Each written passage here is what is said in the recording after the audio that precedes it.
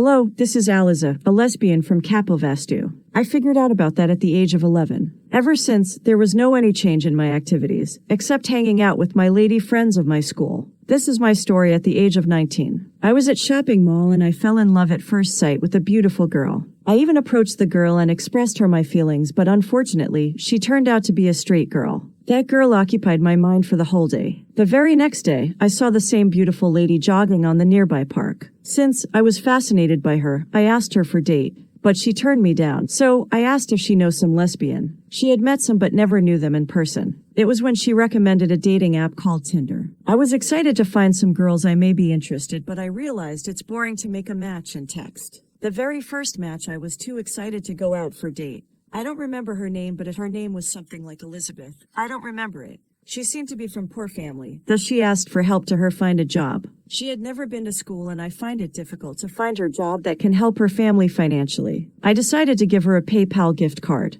It was the day in October this year. I met her in person and asked to go to a beautiful place for date. She asked to enjoy on a park near the sea beach. It was magnificent view of setting sun. Under that cherry blossom tree we were sighting, there was something we felt on the ground. There was a buried ring covered in dirt. Boom, that was the luckiest day ever in my life. It seems like a golden ring. I tried to fit it on my finger, but my fingers were too small for the ring. Same was for Elizabeth. We decided to sell the ring and give her all the money. Thus, we visited to local goldsmith to know if it was real gold. Indeed, it was golden ring. Since the piece of gold was $780 for a carat, it seemed like a good deal. He paid cash online and we went off to our home. The next week we found something interesting. There was news headline, Emperor sells $1 million antique gold, written by Carol. It had the same image of the golden ring we found by luck. The newspaper said it was antique golden ring. I never thought of doing valuation of the ring we found. The next day Emperor was ordered to attend the court. He claimed he don't have any role in smuggling the golden ring.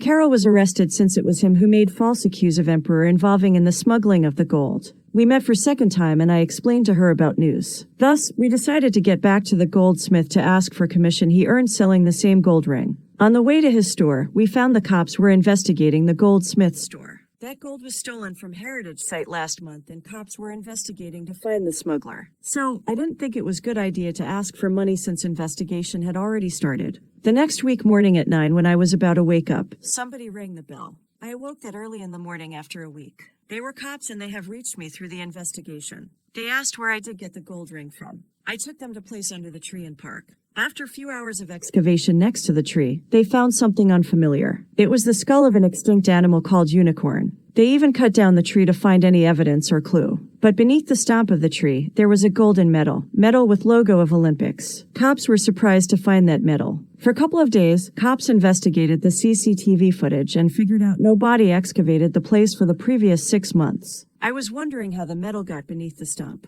There was report of stolen metal the same day ring was found missing before 3 months. There wasn't any trace of thieves and smugglers, but it was reported there was unidentified activities in nearby sewer lines. Well, upon investigation, cops found model of semi-remote controlled cyborg mouse in the sewer system, and the hole dug in the system led to the same park. Something interesting was waiting for the investigation team. The unicorn skull was artificial and it was created by automated process with help of artificial intelligence. The cyborg mouse had left its broken tail behind the scene and it had the identical mineral composition with that of skull of unicorn. So, cops began to investigate companies that can harness the technology of AI and 3D printing. After 2 weeks, cops finally found the person responsible for creating the cyborg. The famous graduate of the city, friend of my brother. He claimed he never used those tools and devices for any criminal activities. Indeed, the prototype of Cyborg mouse was found in his home. It seemed like Cyborg could carry out actions on its own. Somebody modified his program and used it to carry out the task and return when he completed the task.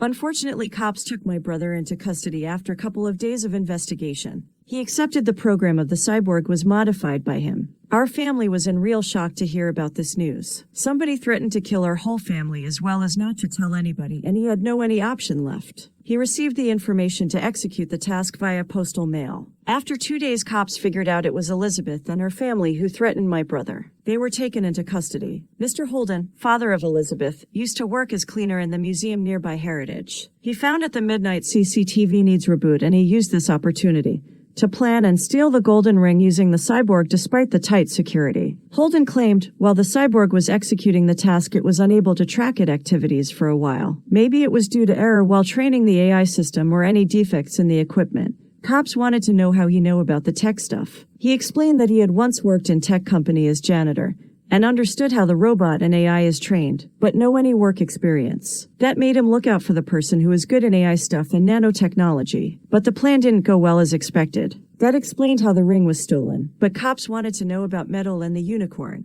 It was explained the metal and gold ring needed to be found in someone present so that it would look it wasn't stolen by our family, but instead it should appear if it was found. Cops asked if he had stolen the metal, but instead, he claimed cops were lucky to find the metal. He had no any clue how it went beneath the tree. Further investigation revealed blossom tree was extracted from the yard as whole of a person and replanted it in the park. It was the gold medalist who allowed the municipality to take 2 of his blossom trees. It was few months ago before the metal was stolen. Upon the investigation on gold medalist house, it was found a thief broke into the house, grabbed the metal and ran away. It seems like he knew where the metal was kept. Some witness claimed they had seen somebody who sneaked through the window and entered the house, stolen the metal. Since news of missing metal viral, he kept the metal inside a wooden box and disposed it somewhere near the police station. A person found the box and decided to open it. It must be that person who kept the stolen metal and couldn't resist taking it home. Police investigation was going through to find the thief, and thus he decided it's better to hide somewhere safe until cops give up on search of thief. It was the metal that stuck on the body of the cyborg mouse, and mouse dragged it until the golden ring was out of body, restricting the movements. Mr. Holden thought it was golden ring he buried beneath the blossom tree, but it was the metal.